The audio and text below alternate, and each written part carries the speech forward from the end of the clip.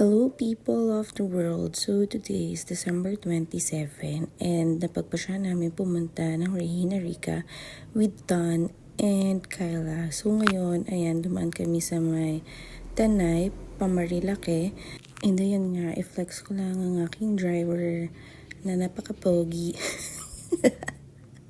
At dahil walang breakfast ang mga person, ayan, may nakita kaming kapihan which is ang cityscape.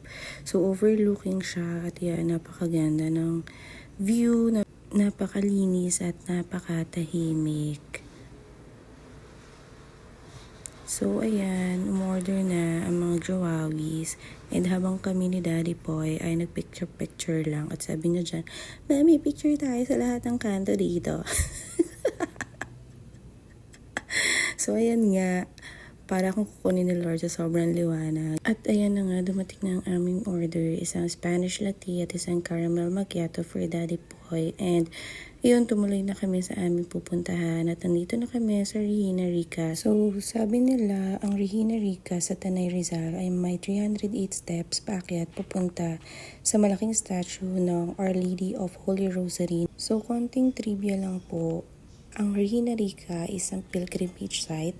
Ang pangalan nitong Regina Rica ay galing sa Latin na ibig sabihin ay Queen of Holy Rosary. And meron itong 13.5 meter tall statue. So bukod sa dasalan, kilala rin ang Regina Rica sa tahimik na kapaligiran at ganda ng kalikasan. Kaya perfect para sa reflection at mga retreat. Habang nilalakad namin ang tahimik na daan at pinagmamasdan ng ganda ng kalikasan, mas nararamdaman namin ang kapayapaan na matagal naming hinahanap. Dito, mas malinaw ang mga dasal, mas magaan ang puso at mas buo ang pananampalataya. Minsan hindi natin kailangan ng sagot kundi katahimikan. After namin pumunta sa may statue, pumasok naman kami dito sa simbahan ng Regina Rica upang magdasal at humingi ng guidance. At bago nga kami tuluyang umalis sa Regina Rica, dala namin hindi lang mga larawan kundi kapayapaan sa puso. Minsan ang kailangan talaga natin ay ang katahimikan at taimtim na pagdarasal. At dahil napagod ang mga person sa mahabang lakarin sa Regina Rica, napagpasyahan namin na pumunta dito sa may mga Antilla na matatagpuan sa Baras Rizal. At dito bumungad nga sa amin itong napakagandang tanawin. At sabi pa nga dito ni Daddy Boy, Mami, videohan mo para tayo nasa Encantadia. At syempre, bilang OBR, masusunod, videohan natin siya habang nag-drive patungo dito.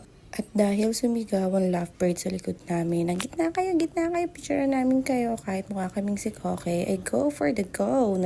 Yun, medyo malayo-layo nga lang ang looban. Pero pagdating naman doon ay worth it. Ipapakita ko sa inyo maya-maya lamang. Pasensya na first time mag-voice over. So ayun na nga, at nakarating kami dito. Hindi ko na na-videohan yung papasok kasi init na. Napakainit naman talaga. At ayun na nga, papunta na kami doon sa may resto bar or coffee bar, hindi ko alam, pero doon kami tinuro ni ate.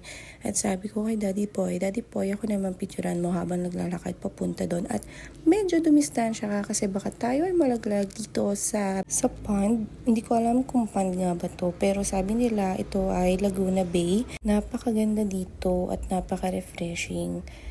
Perfect nga dito pumunta upang kayo ay magpahinga at kumain after a long ride nyo dito sa may Rizal.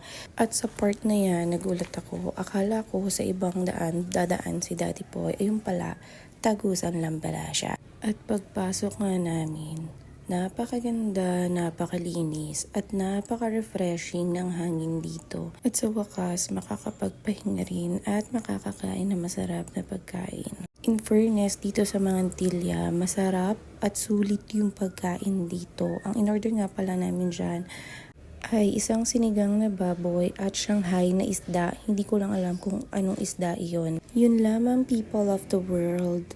Bye! Thank you!